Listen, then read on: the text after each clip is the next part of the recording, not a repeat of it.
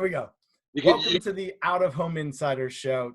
Today's guest started Pearl Media on the precipice of the 2008 financial collapse because he saw a gaping hole between branding and engagement.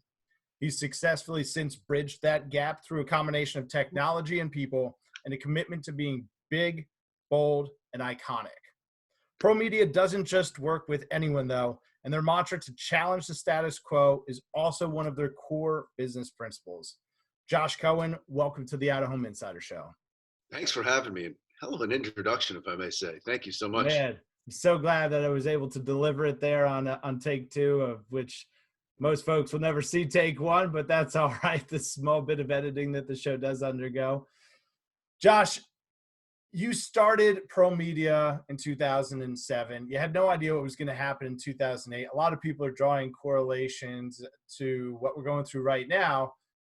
Tell us a little bit about what it was like getting started and then ultimately facing 2008 and how you're using that now with Pearl. Yeah, listen, there are some correlations, but there are tremendous differences because behaviors in this crisis is much different than behavior was back then. Obviously in 2008, we had a financial crisis and a really big real estate crisis. And we kind of saw there was getting involved into the out-of-home business is usually it could be extremely capital intensive. And doing this pretty much on my own when I started, having the, capital was not a resource that we just had. I had a tremendous amount of. So introduced a medium where we would take vacant retail and use that as a platform to connect with consumers in major urban markets. And it served multiple purposes because we were providing a resource to a lot of landlords and real estate owners who, like now, are struggling because retail is empty. There's no commerce whatsoever going on. And we were providing a gap hole to, allow people to continue to keep lights on and pay rents and what have you. And, I've always loved out of home. In my previous life before out of home, I was in sports and media and dabbled a little bit in out of home. And I always loved the fact of being big, bold, as you mentioned. But the one thing about out of home back in 2008 that I thought was missing was a little bit more of the in-your-face consumer engagement. And what the storefront medium where we started allowed us to do is to take the billboard from the sky, bring it to the street level, and really connect with consumers on one-on-one, especially in major urban markets. Right? If you think about where out of home was in the mid 2000s, we were still, big boards up in the sky, and now that still exists. But the ability now to introduce technology and to bring it into the street level like we did allowed brands to not only get face-to-face with consumers, but also to be extremely targeted. And I learned lessons real early on about out-of-home that, number one, size doesn't always matter. Location is key. Creative is extremely important. And at that time, we had to be extremely creative and be extremely nimble. And the storefronts not only became a great branding platform, but became a great creative canvas and an opportunity for brands to introduce different technologies to connect with consumers. And you saw as the storefront business evolved, one of the first evolutions we did was, rear projection technology in a storefront window, which now seems like, a black and white tube TV. But back then it was revolutionary. We did, I remember we did something for John Varvatos. So we literally just had a rear projection system in the window that was running over a 30-second spot surrounded by some static vinyl. And then we had these sound drivers behind the window that also produce sound. So when you're up there, you could really hear the commercial as well. And at the time, digital was literally just starting in out of home. And this became something that was looked as to be, cutting edge, cutting through the clutter. It got people to turn and look and became extremely engaging. And from there turned into, introducing different technologies and different engagements. And of course, we started getting into a lot more traditional out of home, but doing it, I think, a little bit different than others, and how we continued our growth path. But to answer the other part of your question, is we're seeing advertisers' behaviors and conversations similar to what we had back in 2008, where the conversation now is more about the consumer and where they live, work, and play. Not so much the way that we're seeing it is, and the way that we're envisioning it is that consumers are going to spend a tremendous amount of time in their what we're calling their little radius bubble, right? If you live in a certain area of Manhattan, you're probably going to stay within that area of Manhattan. I live in New Jersey, we're not traveling too far. So I think brands can be extremely effective if they tailor their creative to that local customer and that local consumer. And that medium plays a huge role in being able to deliver that customer base to clients, especially on the local level, which I think, unfortunately and fortunately for us, is where I think this business is going to be for the next couple months. What challenges do you see? Because I totally agree. I think that's clearly the opportunity is the whole hyper local thing that we're all talking about, but it's something that you've been talking about for a long time. How scalable or how efficient can it be for a brand to be able to buy lots of little small markets and get placement like that? Is it even feasible? Is it achievable at scale for an enterprise brand, or is it more? Yeah, I mean, so for us, the storefront business, again, it's a right now. I mean, before the COVID thing, it was probably 20% of our business, right? It's still a good business and a healthy business, but our focus has been on expanding into bigger opportunities, digital transit venues, which we'll get into. But just if we're talking specifically about that medium, it's very feasible. I mean, we've done work in the most random markets, and you'll be surprised. When we put a phone call into, I'm trying to think of, Biloxi, Mississippi, to a landlord, and we're saying, hey, we have a couple $1,000s for someone who wants to put some vinyl up on your window. They're like, when can we start, and how long can we keep this up?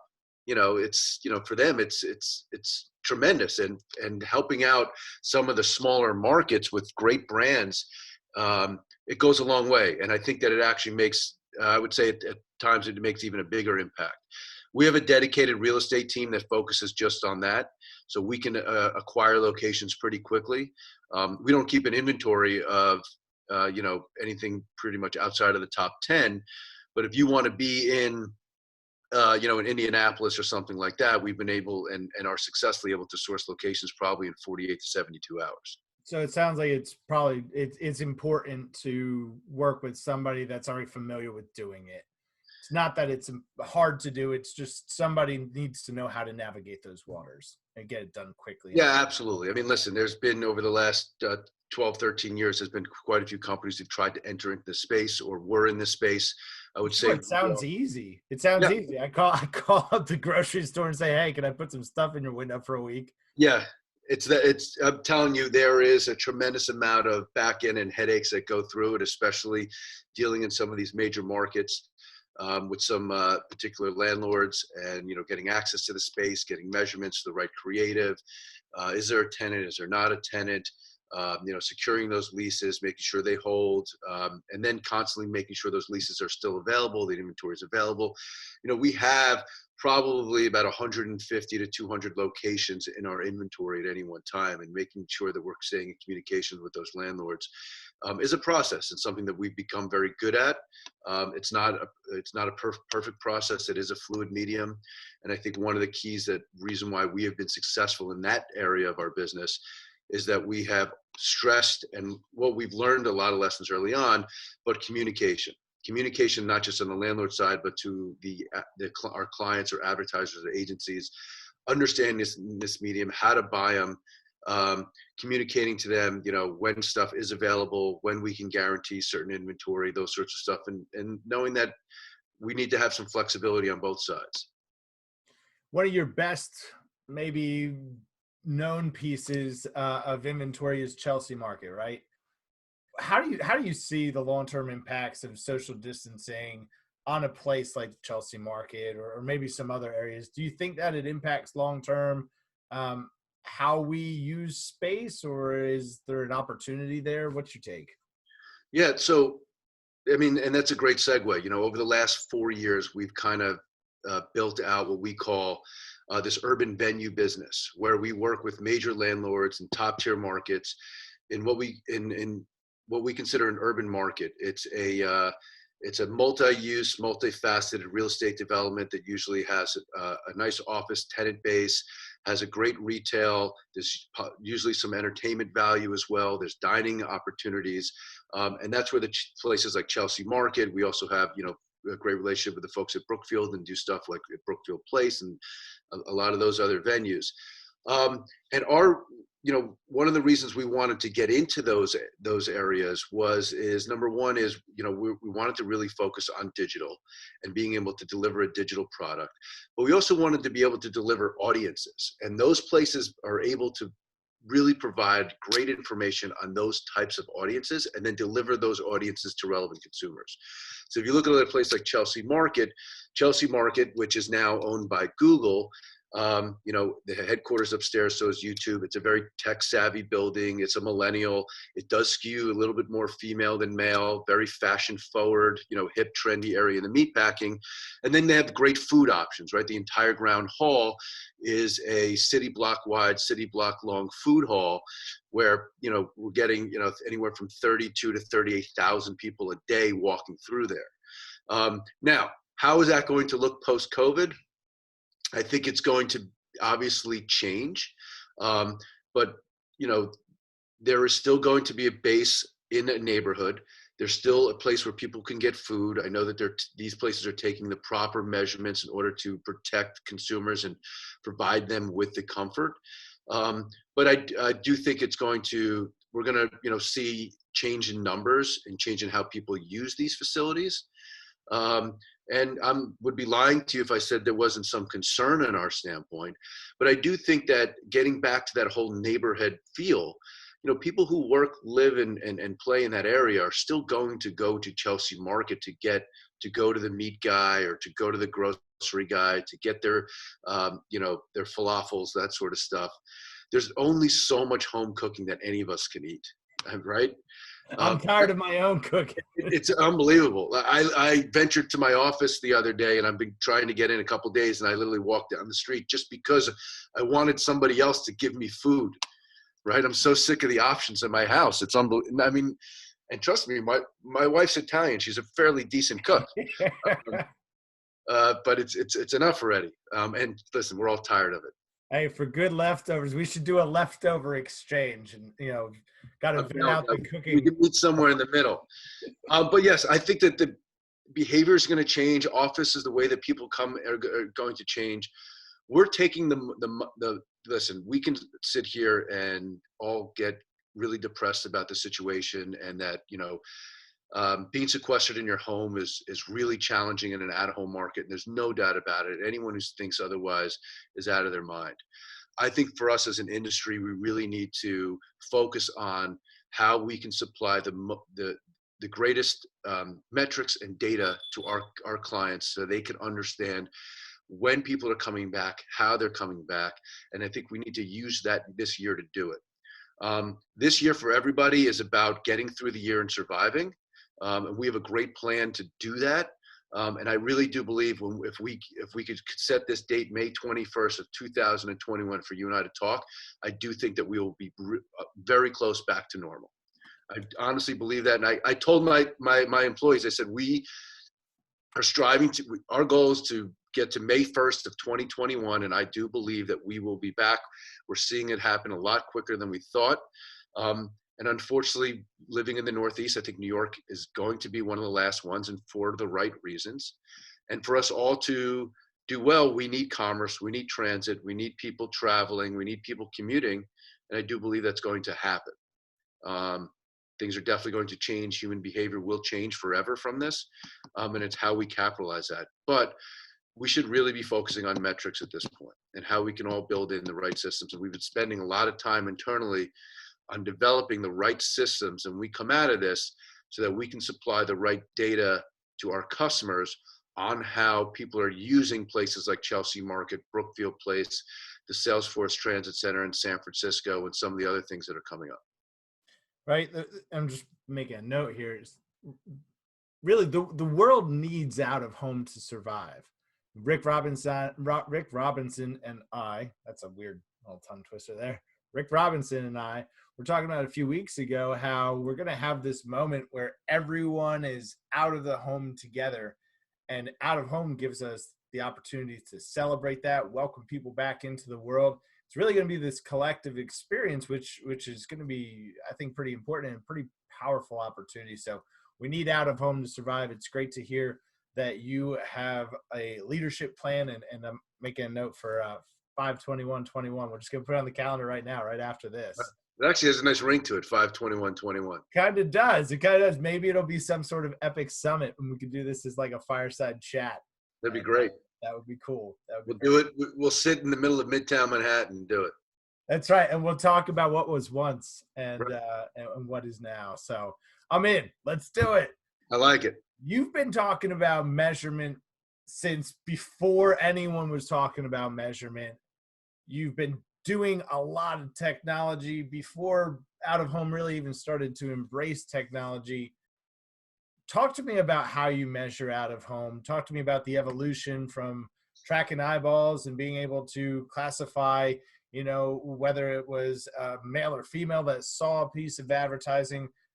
How did you start out measuring out of home, and where is it today? Yeah. So we did one of the very early campaigns. We did something for with Horizon Media, who have been great partners of us and always want to kind of think a little bit out of the box.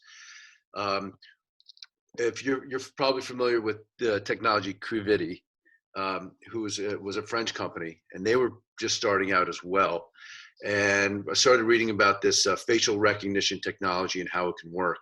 So we did a program with them and AMC Networks to promote a show called The Andromeda Strain, believe it or not. Oh, yeah, I remember. And again, it was a vacant storefront with a vinyl with a rear projection system that was playing the trailer for the show.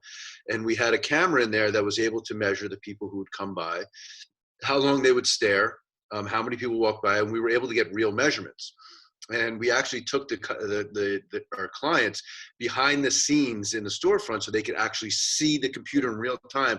Well, people would come up and you'd see the boxes around their head and it would say male, female, and guessing people, and getting close to people's ages. And we thought that was really important then, and it's still very important now. And obviously technology has evolved. I think, for us, I don't think the out-of-home industry needs to overthink it too much. We're always about, constantly measuring and this and that. And I think we're doing that because there are so many different technologies out there to acquire measurements and data. And I think Geopath is doing a really nice job of trying to really centralize us as an industry so that we can all speak the same language. Because I think for way too long, there's been way too many companies in our industry with their own data systems, their own data sets, speaking their own languages. And while it's great information, it doesn't transcend against all the other media vendors in our business. And I think that what Geopath has put together and some of the things they're doing, I said on a webinar they had yesterday, learning a little bit about how they're introducing real-time metrics post-COVID so that we can supply real data, which I think is really important.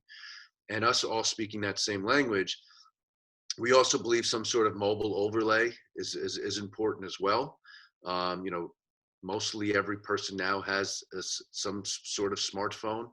And for us to really understand the way people are using our facilities or moving around and shopping, it not only supplies great information for our clients, but our realtor partners, which is something that we really focus on, is how much value, right? Because for a company like us in Pearl Media, if we're constantly competing at the highest levels with, companies that are, 100 times bigger than we are. And we constantly need to figure out different ways that we can provide value to those real estate partners so that we can, at the end of the day, embed ourselves in their business and create long-lasting partnerships with great real estate companies. And we've been successful doing that. Folks like Brookfield and Jamestown and Madison International and those types of groups. Right, because it's not like Facebook. right? And Facebook owns the news feed and they own their own inventory. You've got to manage all sorts of different personalities and legal challenges and restrictions and different.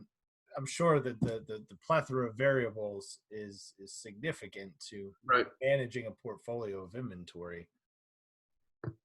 No, it is. I mean, currently we're managing over 400 screens across the country. Everything from transit centers to those urban venues that I spoke about to kind of one-offs, and every landlord that we deal with has different goals and objectives, right? And it's understanding what those are and then catering our services to meet those. And I think we've done a pretty good job doing that. One of the things that we started offering up as a service is literally helping them understand technology. We are technology agnostic, right? We're not sitting here recommending certain types of screens or certain vendors. What we really care about and what we preach to our partners is, we sell a high-end product, right? We deal with national brands, national clients.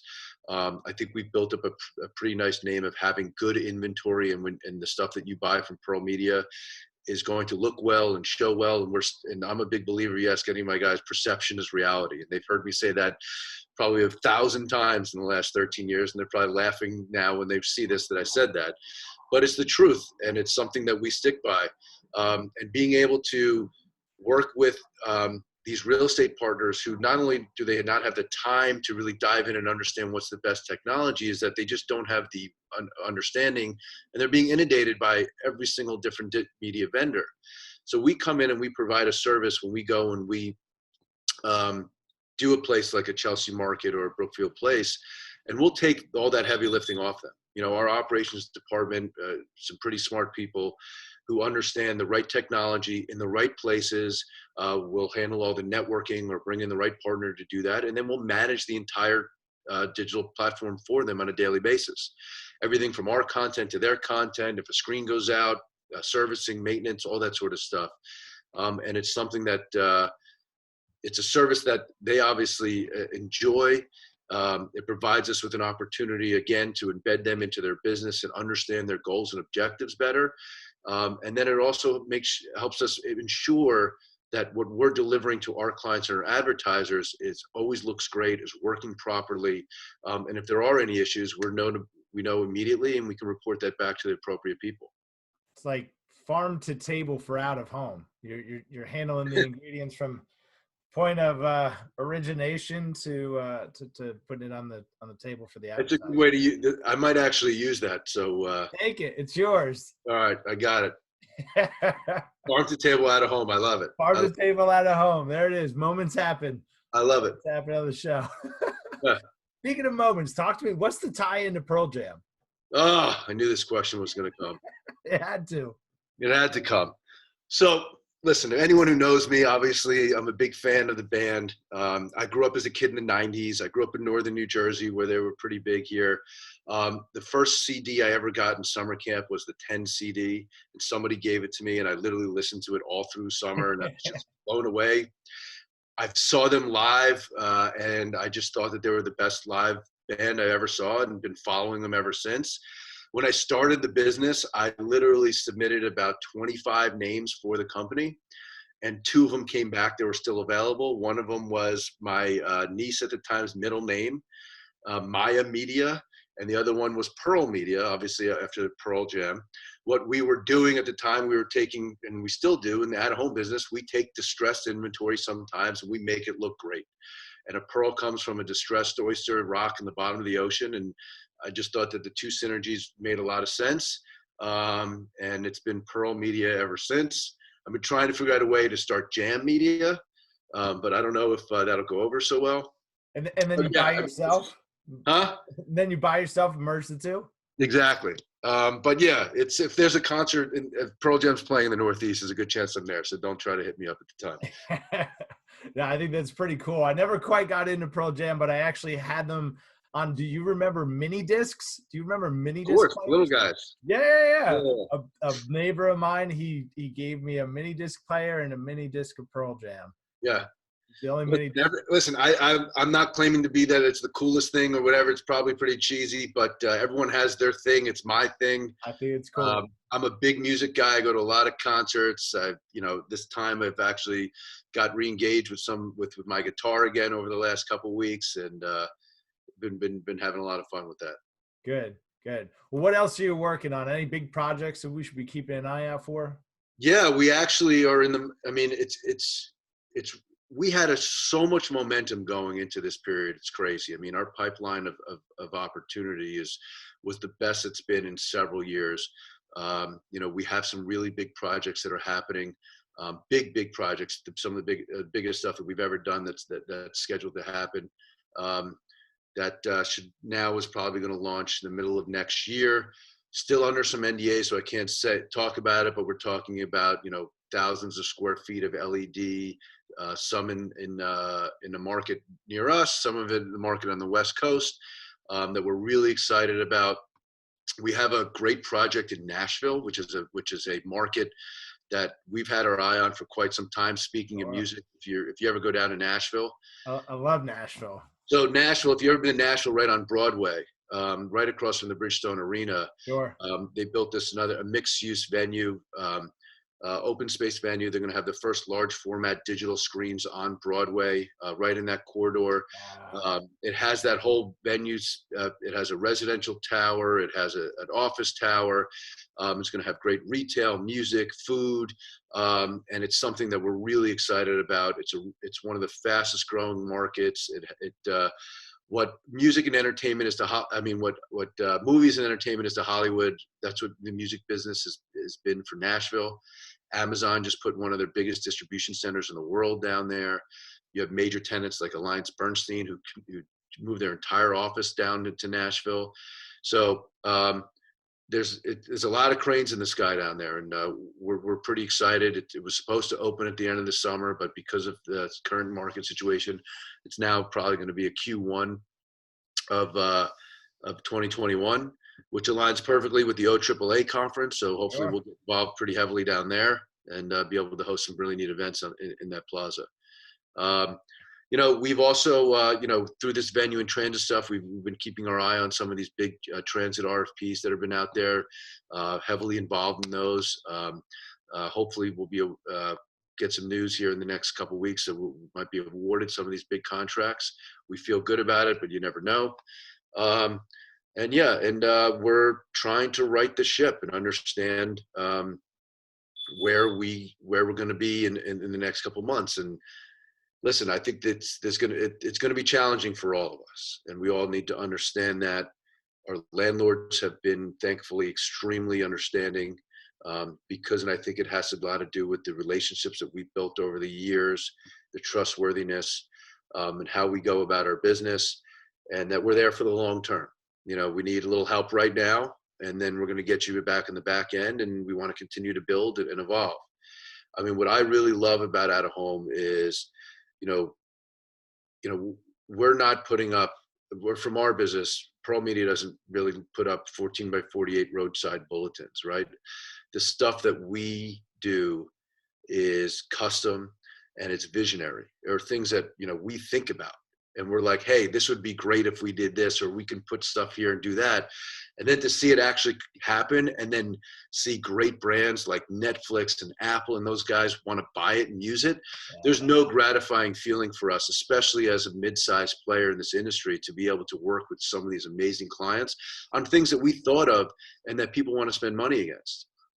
We love building. We love being creative. We like to be a little bit different. We like to be nimble. I think if you know our team, and we've been all pretty much, the core team has been together for pretty much a decade now. We like what we do. We're passionate about it. We have fun, we enjoy it. It's cool. I think all those things are super important. Josh, Yeah. Where can people find you? Where are you most active? What's the best way to learn more about you, learn more about Pearl? Well, currently, I've been sequestered to my home for the last 8 weeks. So if you want to come knock on my door, I live in northern New Jersey. Obviously, you can come to our website and all of our social channels. I will be the first to admit I'm not like the most active blogger and that sort of guy. I've been trying to get a little bit more involved in that. But I think all of our social channels, you go to our website, you can obviously, I would hope that to anyone think that they can reach out to me at any time on LinkedIn or some of these other channels, and love having these conversations, whether it's with you or if it's with an AE or other CEOs or presidents. I do not believe in this whole, step on one another to try to get a win. I believe that all the boats rise tide in this industry, and we should all be connected. I have no problem speaking to my competitors or sitting down and brainstorming and talking about different things. And we're going to compete on projects, and we're going to win some and we're going to lose some. And that's okay. That's part of the business. And I think it's more important how you lose than it is how you win, to be honest with you. Absolutely agree with that. And that's really what the show is born out of, is let's get more for all of us. This is for everybody's benefit. There's enough to go around. We're still, I was watching some stuff getting ready here to talk to you from probably 7 years ago. And we're still talking about, we've got 7% of the market. Like, guys, there's enough money out there up for grabs. The most frustrating thing is I really felt like right before this industry was on the precipice to really dive in and grab some more of those budgets. Like, we were really doing a really great job from data and digital and tapping into the digital and TV money. And unfortunately, I think we took a couple steps back here. Just no fault to anybody. It's a fault of, the virus and the world that we live in. But I think if we keep at it, we keep pushing it, I think that we can use this as a learning experience to get even better with our data. I do believe that, again, we're the only medium that can't be shut off. The TV, you have thousands of different options and people are pulling plugs. The online stuff is while it's on an uptick right now because we're all online and at home, I still believe that those are extremely difficult to measure. I don't know if I ever, or the last time I ever clicked on an ad on my computer. Never. That's a great point. Never. I mean, think about it, or on my cell phone. And then Sure. and then does it not creep you out when I just went to Home Depot to look at lounge chairs, and then I go to ESPN and that lounge chair is on the right of right? But we're also getting smarter as an industry, and we're going to start doing a lot of that stuff and understanding a lot of people's behaviors. And we're excited about being part of that change, but also being a part of what I consider is, the survival mode that our industry is in right now.